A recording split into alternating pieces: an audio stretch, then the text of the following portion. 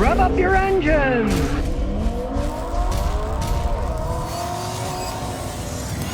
Now if you're driving 55, 60, you hit the brakes hard and your steering wheel starts shaking, that normally means your front brake rotors are warped. So when you hit them, they're going in and out a little bit at a time. That makes the steering wheel shake. And conversely, if you hit your brakes going 60 and the brake pedal starts pulsating, that generally means the back rotors are worn. Now in this case, it's the front wheel. You hit the brakes at about 60, the front steering wheel shakes. So we're going to check the front ones first. Now before we pull the wheel off, we're going to check the suspension, because if your tie rods or ball joints are worn and it really wobbles, you hit the brakes, that can make the steering shake too. So we'll grab it at 9 and 3, no play there, and at 12 and 6. No play there, so there's nothing really worn here. We'll do the rotors first. Now if you want, you can actually measure this with the vernier caliper, but I can feel that it's all warped, that it's not even anymore. So we're going to take off the rotors, put on new rotors and pads. Now we're going to turn the wheel all to the right so we can access the bolts better. We can take off the bottom bolt here. That comes off. Then the whole thing flips up and you can slide it away. Then there's two bolts inside, one on the top, one on the bottom. We take those off to get the whole caliper assembly off. As you can see, they just come right off. The bottom one, then the top one. And the top one doesn't have room for my air impact, so I got a giant bar and a socket, and I'm taking that one off by hand because there's not enough working room for my wrench. But there's plenty of room for this, it just takes more time. Then once you remove that bolt, the whole assembly will come off. Off it comes. This is supposed to slip off, but it's so old and rusty. It is 21 years old. We're going to hit this with a sledgehammer. We're throwing it away anyway. Get a big hammer, give it a few whacks.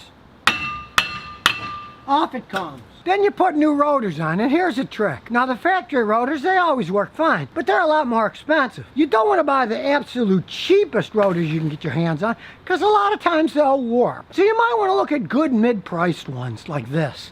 You can see it's got all the vent holes and everything in it. Solid steel. You don't want to get a cheap one that maybe doesn't have the vents, but you don't have to buy the factory ones. These cost about 3/4 of what the factory ones do, and they work perfectly fine. And while you're at it, get some brake clean. They coat these things with an anti-rusting coating. You want to get it off. So you want to spray both sides to get all that off. Then wipe any residue off. Then slide the new rotor on. Fits right on. Then get your brake caliper bracket, put it over the hose, and get the bolts that hold it in place. You gotta wiggle them around a little. You do the bottom one, make sure they're started. Then you can get them nice and tight with an extension bar and a socket. You don't want them coming loose, you want them nice and tight. Now before you put the caliper on, you want to squeeze it back in. You squeeze like mad, and it goes in. Then you get your brake pads, get some brake and caliper grease, and put a little on the top where it binds, and the bottom, and slide them in here.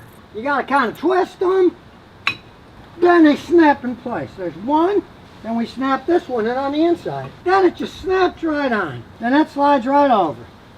And you bolt it back on. Then turn the wheel and put the tire back on. And this particular car's a fancy wheel, so don't forget the spacer. The spacer goes inside here, tap it in, then put the wheel on. And of course do the other side. So we'll pull it here, no play in here, no play. So the tie rods and ball joints are okay. Then we'll just pull off this side, do the brakes on this side. It's the same exact process as the other side. Take that off, get the big whacker. This one's on harder. Turn it a little. There, stupid thing's off. Then put the new rotor on. And the caliper bracket. Get it nice and tight. Then put the brake pads on. Remember to lube the lips. And then slide it on. At an angle, then push it in place. And remember to squeeze the caliper back in. Now it's back in its hole. Now this pin is sticking a little down here, so we'll hit it. Sometimes they will stick. Then bolt the bottom on, line up the wheel studs, nice and tight. But before you start driving, pump the brakes now. They'll go all the way to the floor till you pump them a few times, Now they're nice and hard. When you squeeze the calipers, that loses pressure, so you gotta pump it up. Most of these cars have squealer pads. You can see this little metal prong here. And when that little metal prong touches the rotors, it'll squeal. That means instead of being thick and new like this, the pads are so thin that it's time to change them. So you hear that squealy grinding noise, first thing you want to do is pull off a wheel, see if they're just worn out. So you want to jack it up in the air, and have a handy jack stand for safety, and pull off the wheel, and off it comes. Now this particular one is 13 millimeter. We go to the back side, and there's a little bolt here. We'll just stick it on, and then whack it. Off it comes. Once you get that bolt off, the whole thing flips up. There we go. Now as you can see, these are really thick, the old ones. The new ones aren't much different, but he doesn't like the noise that these cheaper ones made, so he bought better pads. So I'm going to put these pads on. But if the customer would have had me inspect it, I would have said, you don't need front pads. If they said, well, they're making a noise, I say, well, you want to put better quality pads, the noise will go away, but they're thick enough. If they've gotten really thin so that they were thin as, say, a nickel or a dime, they'd need changing. But hey, they were almost as thick as these brand new ones, but what the heck, I'm going to put the new ones on because he bought them. It's an easy job, they just flip out. But before we put the new ones in, we're going to get some of this brake and caliper grease. Put a little bit on the ears. So when you put them in, they slide smoothly. It goes down in there, it goes up in there, and it goes right in. Then we do the other side too. And as you can see now, there's new ones on each side. And we squeeze the piston back in. Then it just slides down. You get your little bolt and stick it in. Make it finger tight. Then get your 13 millimeter socket, wrench, and get it nice and tight. I put the wheel back on. Then as you can see, it spins freely. It's not dragging or anything. Now of course we're going to do the right front too, because you do them in pairs, but we're going to do that last. Now we're going to check the rear. So jack up the rear. Stick in a jack stand. Off it comes. Now in this case, it's so bad you can see the rotors all eaten up. The pads are down to the metal and the rotors are eaten up. So the customer was smart. He'd already bought the rotors and the brake pads. So we're going to replace both the pads and the rotor because it's all worn out and chewed up. It's rusted out anyways. I'm assuming this was a northern car at some point in time. As I pull it off, you can see super thin. There's hardly anything left here, and it's all grooved and worn. We're going to have to replace this old rotor, but to get that off, we have to unbolt the caliper mounting brackets. Now these can be absolute stinkers to go out, so I got a big 18 millimeter wrench and a hammer. We're going to whack them off. It's on tight, and we'll just hit it.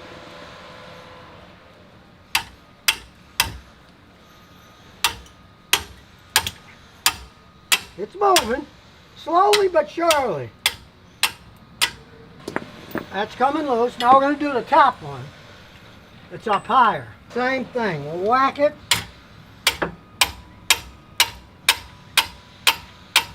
And it's starting to move. You can then use the socket, which is faster. As you can see, it's going to be a lot faster.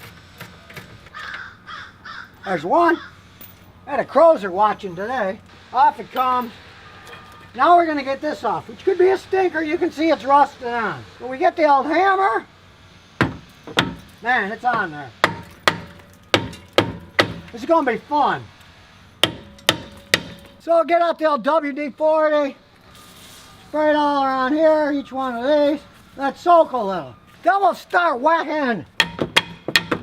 I can see it moving a little, so we're going to move this. And do it bit by bit. Now we'll hit another part. We get the old clunker off. Before we go any further, let's see if the new one fits right. Well, it's not rusted. It fits perfect. Great. Now they coat these things with anti-rust, so we'll clean that off. Do the outside. We'll take it off. Do the inside. Wipe it all off and put it on. Then we'll get the two mounting bolts, stick them in the back here, and then wiggle this till they start going in. There's one. Stick that one in. Get them nice and tight. All I have to say for you northern mechanics, I feel sorry for you having to deal with this rusty crap all the time. Now, I grew up there, I remember it, but that was in the long past. I like the nice Texas rust-free cars myself. And now, of course, You squeeze this caliper back in, squeeze it in.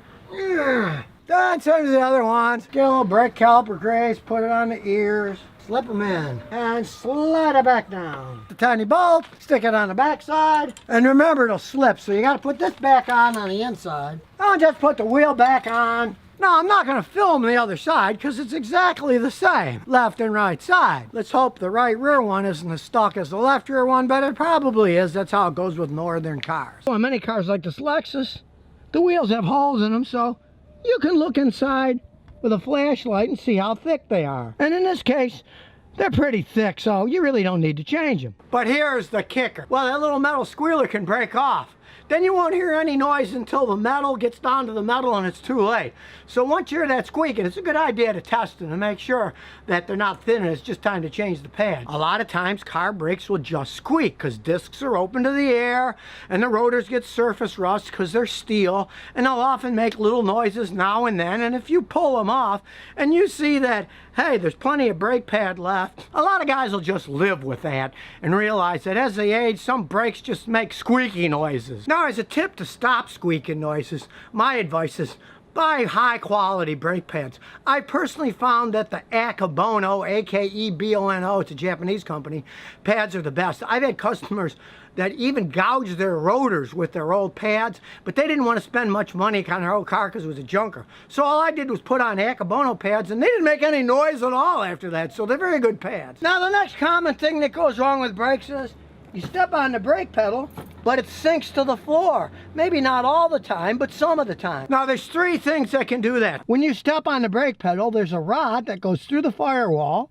and then under the hood of the car, the rod pushes the brake master cylinder that sends pressurized fluid to all the wheels. So the most common reason that you step on your brake pedal and it goes to the floor is that there's a leak in the system somewhere. So first you go to each wheel. You look at the caliper, see if it's wet and it's leaking. It's got a rubber hose. The rubber hose can leak.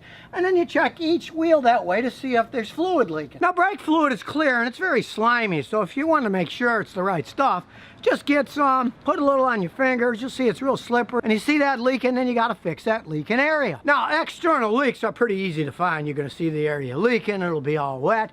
But sometimes the brake master cylinders themselves go bad. But they can go bad like a bad heart valve. It can leak inside itself. You won't see anything leaking. In that case, you really have to take the brake master cylinder off. And if you see that the back side, the seal's wet, it means it's leaking. Or sometimes they just leak internally and they don't make any pressure. In that case, you just get another brake master cylinder and install it. Now, if it's not the master, then it starts to get complicated. It could be the brake booster. Back here is the brake booster. It's what boosts power to give you power brakes. And when the booster goes bad, you can get a pedal that goes to the floor, but here's a classic way of testing it. If the engine is turned off in the car and you step on the brake and it's nice and hard, but then you start up the car, and then hit the brakes and they go to the floor, whoa! That's a great way of testing if the booster's bad. When the car is running and the booster has all its boost pressure and then the pedal sinks, it means that the booster has gone bad. But there is one scenario in modern cars, if your brake sinks to the floor, that can be really complex and expensive to fix, and that's anti-lock braking systems. They are very complex braking systems. You can see the brake pressure that comes to the master cylinder goes to this gigantic solenoid that has valves. It's computer run. The wheels have an ABS sensor that measure how fast the wheels are turning. And the computer reads the speed that the car is going to see if all wheels are stopping at the same speed, or if one is stopping less as the other ones, it will modulate how the brakes brake so you don't pull to one side or the other. And then when this system breaks down, you have to have a very complicated computer, like this Launch X431 that I have, the professional mechanics use. We have to analyze the ABS system, check all the actuators, check the speed sensors. And a lot of times, if you're lucky, it will have an ABS code and we'll at least get a generic area where the problem is so we can pinpoint what's wrong and fix it. But fortunately, in most modern cars, ABS systems are fail-safe systems. So if your ABS system breaks down and your ABS light comes on most cars, it will return to normal non-ABS braking. And you'll be able to stop your car fine. It just won't have anti-lock braking capability. So if one wheel's in water and one's on dry pavement, it's going to slide around. And I do have to say, A lot of my customers, when I analyze an ABS problem, they find out they need a new modulator, and the modulator's like $1,500. A lot of them will say, well, I'll just live without ABS and just have normal brakes. And even if, say, somebody told you needed a modulator, you can't really replace it yourself, because to bleed the air out of them, you need one of these computers that has various steps that opens and closes the solenoids to get the air out of the system. And if you're putting a new one in, the new one's going to be full of air, and it can be a real job. Even with one of these, sometimes it takes 3 or 4 hours to get all the air out of the system. And my last tip is this, speaking of air in the system, a lot of guys will say, oh, I need to bleed my brakes, I have air in the system. Well, bleeding your brakes, if no work was done on the car, isn't going to really fix anything, because if there's air in the system, there's a reason there's air in the system. Maybe the master cylinder's sucking air, maybe you got a leak in a hose, and when you take your foot off the brake, it sucks air in. But if you do have air in your system, you want to find out why and fix it. Don't think that bleeding it out is going to fix anything by itself. So if you never want to miss another one of my new car repair videos, remember to ring that bell.